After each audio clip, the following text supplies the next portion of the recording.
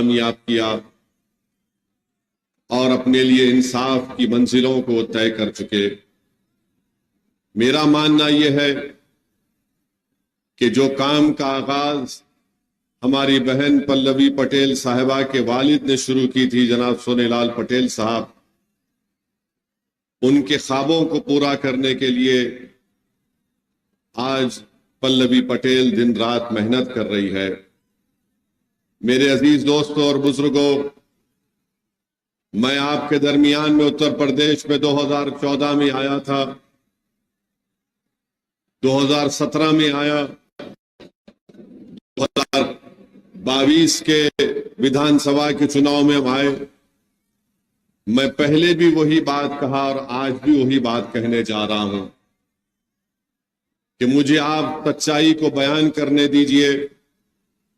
अगर मेरी बात से आपको तकलीफ होती है तो आप मुझे माफ कर दीजिए, या फिर ये समझिए कि एक दीवाने की पुकार है, ये दीवाना से पुकारता है।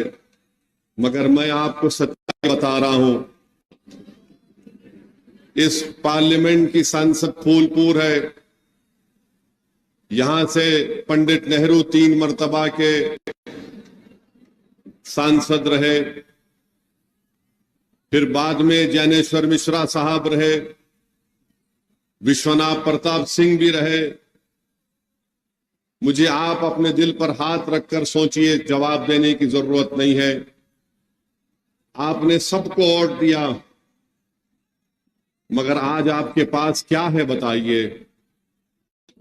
क्या आपके पास कोई ऐसी चीज है जिसको देखकर आप कह सकते हैं कि देखो, हमने, हमारे बुजुर्गों ने, हमारे दादा ने, हमारे नाना ने कांग्रेस का साथ दिया तो हमने इस चीज को हासिल किया? क्या आप ये जिम्मेदारी के साथ कह सकते हैं कि हमने ज्ञानेश्वर मिश्रा या विश्वनाथ प्रताप सिंह का साथ दिया तो हमने ये काम करवा लिया? आपने कभी कांग्रेस, तो कभी सोशलिस्ट पार्टी, तो कभी जनता दल, तो कभी जनता पार्टी, तो कभी समाजवादी पार्टी। मेरे अजीज दोस्तों और बुजुर्गों, हम और आपने कुछ हासिल नहीं किया। जिसको आपने वोट दिया, आपने उनकी किस्मत बदल दी। जिसको आपने वोट दिया, उनको आपने लखनऊ की गद्दी पर बिठाया, तो कभी आपने दिल्ली के तख्त पर उनको बिठाया। मगर जिसको आपने अपना वोट दिया, जिसको आपने अपनी दुआओं से, अपनी मेहनत से कामयाब किया, उन सब ने मिलकर हमको बर्बाद करने की कोशिश की। तो मेरी आपसे गुजारिश है कि 25 तारीख के दिन आप अपने वोट का सही इस्तेमाल करिए। पीडीएम इसलिए बनाया गया है ताकि पिछला दलित मुसलमानों की एक सियासी ताकत है उत्तर प्रदेश में। जब तक आपकी एक आजाद सियासी क़यादत, लीडरशिप नहीं निकलेगी, हम सिर्फ वोट डालने वाले बनकर रह गए, हम वोट लेने वाले नहीं बन सके। हम एक एटीएम की मशीन बन चुके हैं कि कोई आकर उस एटीएम में पासवर्ड डाल देता है कि फिरका परस्त ताकतों को शिकस्त देना है, तो हम डर के मारे उनको वोट देते हैं। मैंने पहले भी कहा और आज भी कह रहा हूं, आप महिमा पटेल को डर की बुनियाद पर वोट मत दीजिए, लिफाफे के निशान पर, बल्कि उम्मीद के ऊपर आप महिमा पटेल का साथ दीजिए। आप असदुद्दीन ओवैसी और पल्लवी पटेल का मोदी या आरएसएस या योगी के डर की बिना पर साथ मत दीजिए, बल्कि पूरे उम्मीद होकर आप असदुद्दीन ओवैसी और पल्लवी पटेल का साथ दीजिए। हम 50-55 साल से सिर्फ डर की बुनियाद पर वोट दे रहे हैं।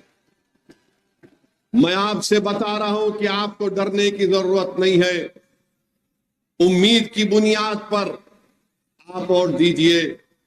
डर की बुनियाद पर हम वोट दे रहे हैं, इसीलिए हमारी तकालीफ में इजाफा हो रहा है, हमारी मुसीबतों में इजाफा हो रहा है। तो मेरी आपसे फिर से अपील है, याद रखिए, वोट एक अमानत है। इसका सही इस्तेमाल करिए। यकीनन इंशाअल्लाह ताला हम तमाम की कोशिश यही है कि तीसरी मर्तबा इस मुल्क के, इस देश के प्रधानमंत्री वजीर आजम नरेंद्र मोदी ना बने। यही हम तो कोशिश कर रहे हैं। मेरी बात को लिख कर रख लीजिए।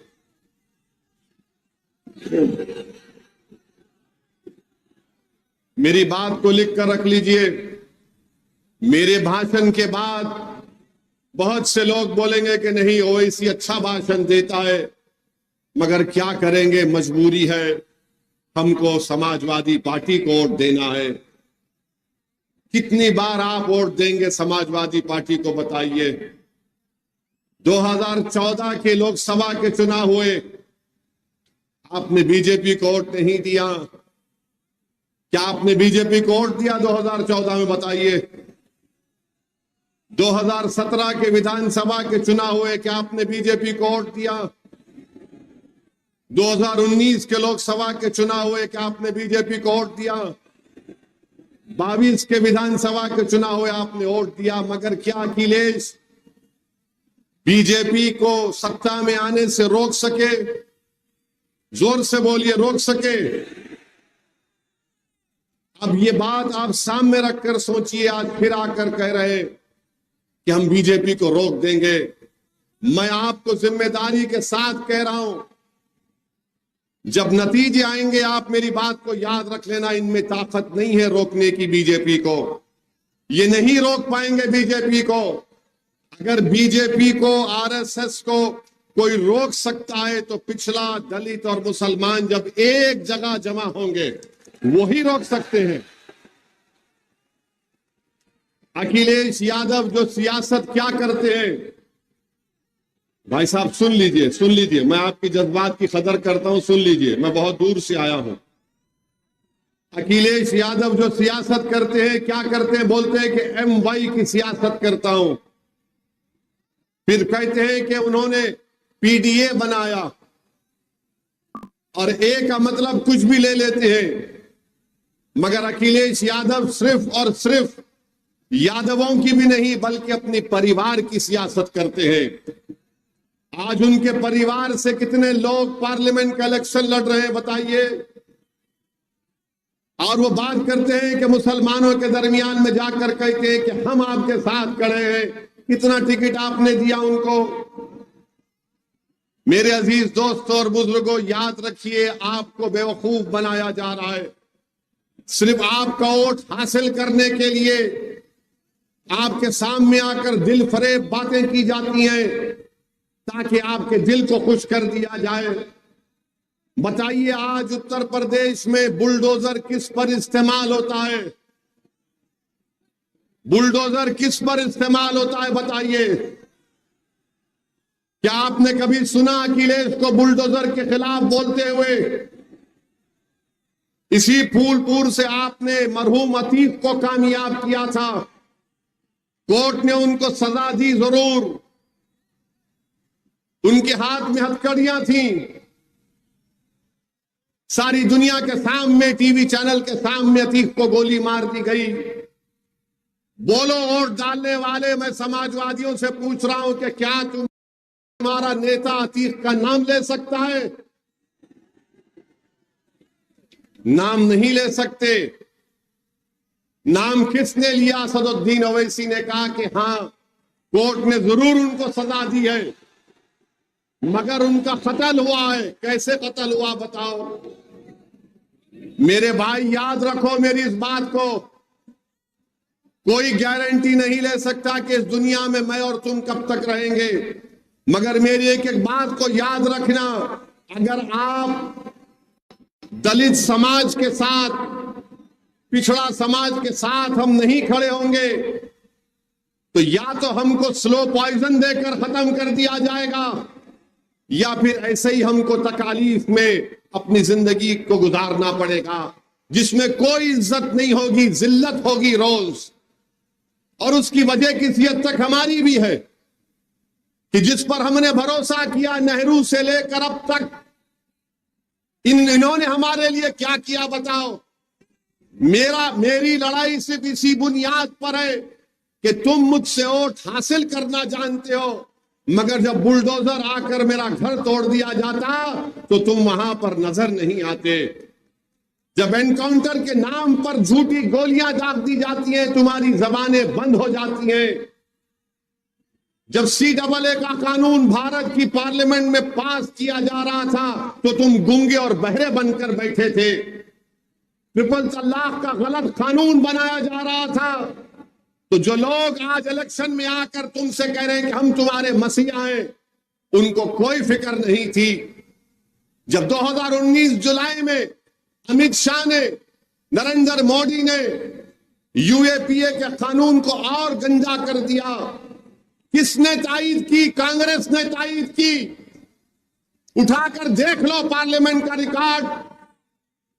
आज अखिलेश यादव और राहुल गांधी आकर कह रहे हैं ना, तो पूछो अखिलेश यादव से, राहुल गांधी से, तुम जानते हो जम्मू की एक बच्ची थी आसिफा, जानते हैं जम्मू में एक मासूम बच्ची आसिफा की अस्मत रेजी की गई थी, याद आया आपको? एक मासूम बच्ची की इज्जत लूटी गई थी।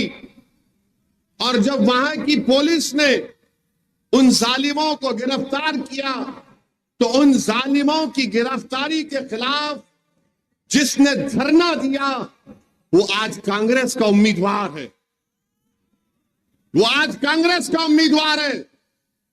लाल सिंह उसका नाम है। और मुझको गाली दी जाती है क्या वो ऐसी भड़काऊ भाषण देता है, ओवैसी वोट काटने आता है। बताओ राहुल गांधी, बताओ अखिलेश यादव, आसिफा अगर तुम्हारी बेटी होती तो क्या तुम उसको टिकट देते? क्योंकि वो तुम्हारी बेटी नहीं थी, तुम्हारी रिश्तेदार नहीं थी, आसिफा ओवैसी की बेटी थी। इसीलिए तुमने बोला कि नहीं, ये क्या करेंगे फूलपुर के लोग, ये हमको ही वोट देंगे, इनके पास कोई विकल्प नहीं है। जम्मू में लाल सिंह लड़ रहा है इलेक्शन, कांग्रेस ने उसको अपना उम्मीदवार बना दिया। अरे जो सेकुलरिज्म का परचम लेकर मुझको गालियां देते हैं, तुम चुल्लू भर पानी में डूब मरो। बताओ तुम्हारे पास क्या जवाब है इसका? हम जहां कहीं भी जाते हैं बोलते वोट काटने आए हैं। अरे मैं काटने वाला नहीं हूं, मैं दिलों को जोड़ने का काम करता हूं और करता रहूंगा इंशाअल्लाह ताला। मेरे अजीज दोस्तों और बुजुर्गों, आप जानते हैं कि यहां पर सरकारी कटाई मिल है बंद है, 15 साल से बंद है। अखिलेश यादव की भी सरकार थी 5 साल, तो भैया मिल को खुला सकते थे, मगर भैया ने क्या किया? सफाई में वहां पर जू बनाया। वहां पर हर साल बंबई से फिल्म स्टारों को बुलाकर नचाते थे, मगर यहां की मिल को अगर खुला देते तो हमारे बुनकर भाइयों का फायदा हो जाता, मगर नहीं किया। आप बताइए फिर हमको गाली देने से क्या मतलब? क्या प्रोग्राम है अखिलेश यादव के पास?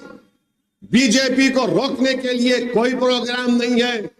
बोलते हैं कि तुम दरी बिछाओ, अपनी जवानी मुझ पर कुर्बान करो, जान दे दो, मगर मैं जिंदा रहूंगा तो सब काफी है।